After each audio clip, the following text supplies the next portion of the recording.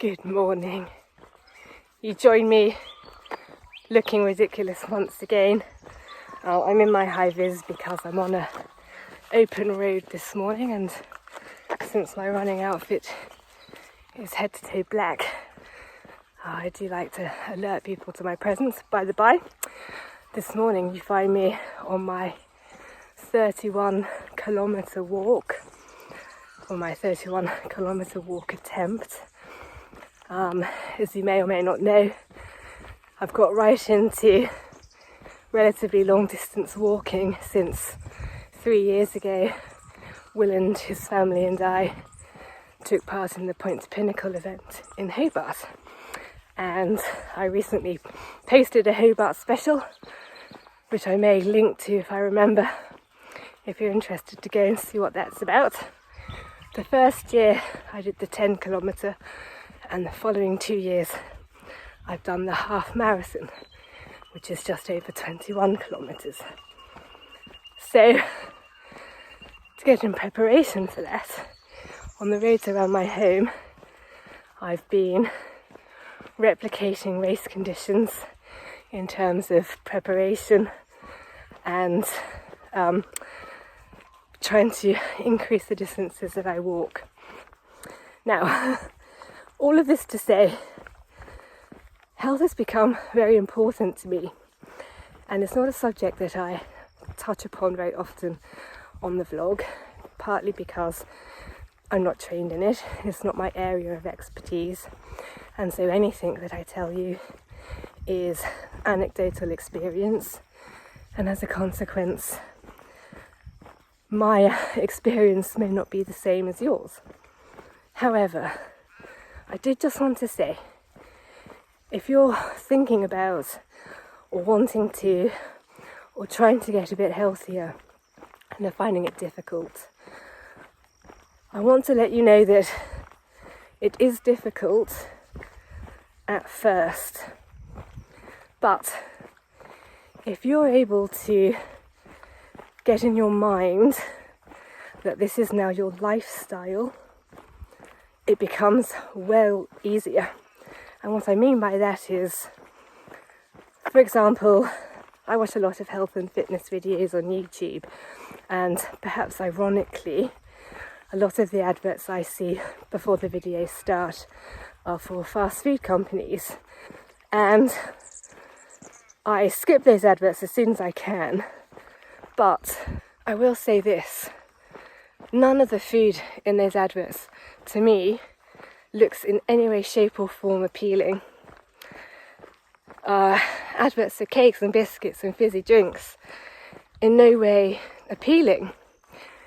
So what I'm trying to say is, if you're finding it difficult, but you start down the route of getting in a bit of exercise, looking to improve the quality of your diet, eating more fruit and vegetables and whatever, suddenly being inactive and consuming junk food really loses its appeal, and then the health goal starts to become a lot easier, because rather than it being a diet, it's your lifestyle now.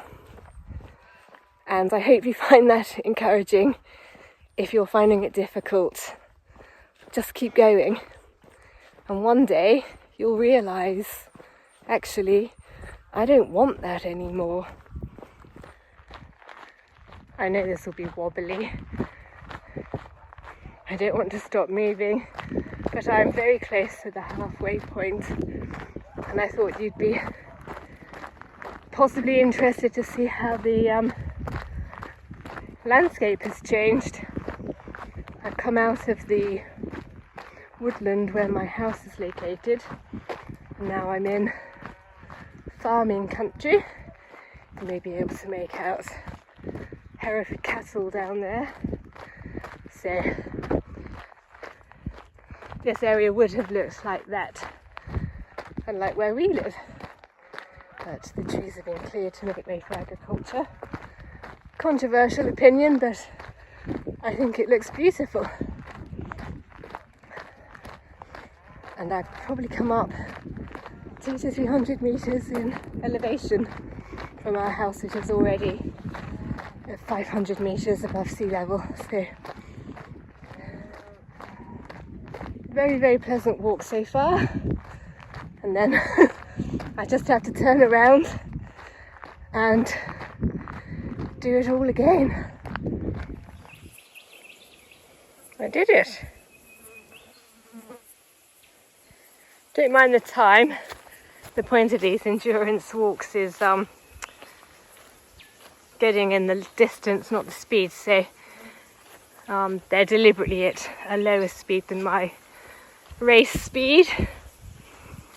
And as you can see, a little bit of distance spare. I like to do that just in case, so I don't have to, end my walk by going around the house several times.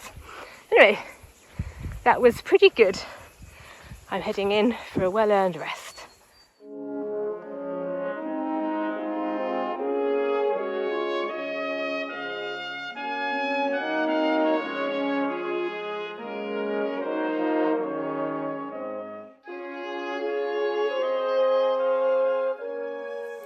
Good morning.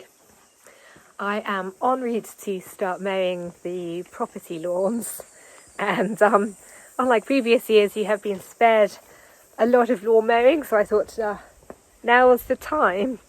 So I thought I'd bring you along and you can join me. I'm dressed like this yet again because the flies, if anything, are worse than when we last spoke. And actually, when I was doing that 31-kilometre walk, it was absolutely intolerable at times. So I'll learn my lesson and maybe next time take this with me. But I thought I'd start by giving you a quick introduction to the equipment that I have here when it comes to mowing the property lawns. Now, when I'm talking about the property lawns, what I mean essentially is all of the lawns that are this side of the fence to the formal garden. So I mow those with my hand mower, my Ryobi battery powered push mower, but all of the rest of it I mow with my ride-on mowers.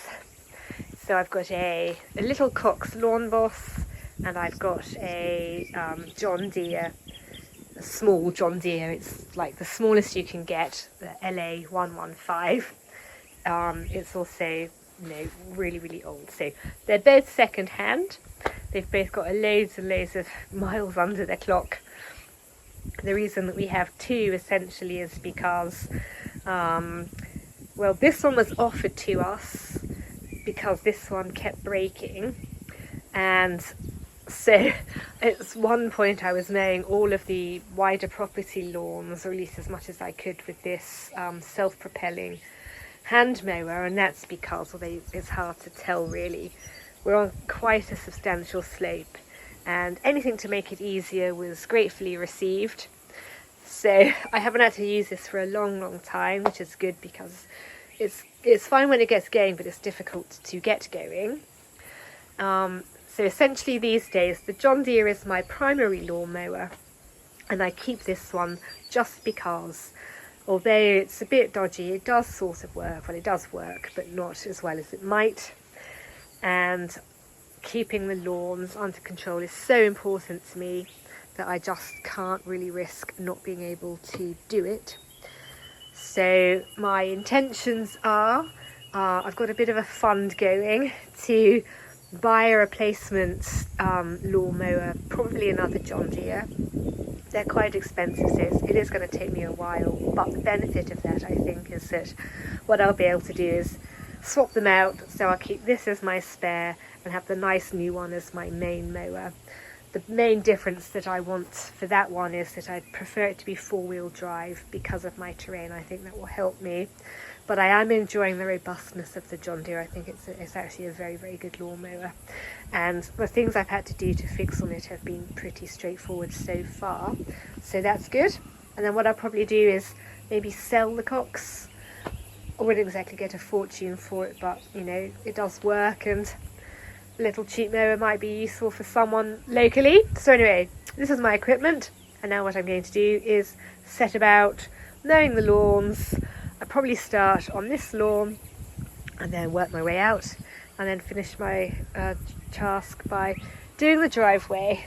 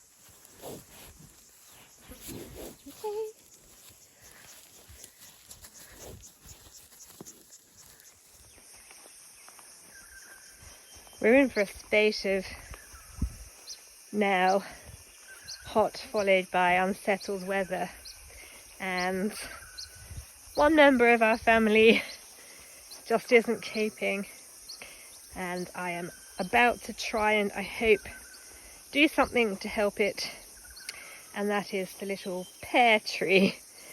Every spring the little pear tree comes into life, the leaves turn brown and fall off, it tries again, and nothing much comes of it. So it's tenacious, but clearly this just isn't the right spot for it. So I'm going to start off by just moving it into this little tub and taking it closer to the house, where I can keep it better protected from the heat and also keep it nice and moist. And then I'll see how it goes, and then obviously this is quite a small pot, so I'll look to put it onto a larger pot if it copes with the move. But I just feel like it's not doing very well. Most of the other trees that have been planted out here are coming along quite nicely, so for whatever reason it's just not the right spot for this particular tree. I'll move it. If it survives, I have got an alternative spot in mind which I think it will prefer, and then I'll just need to think about what to replace it with. There's no end of options. So, time to say goodbye, but hopefully not forever.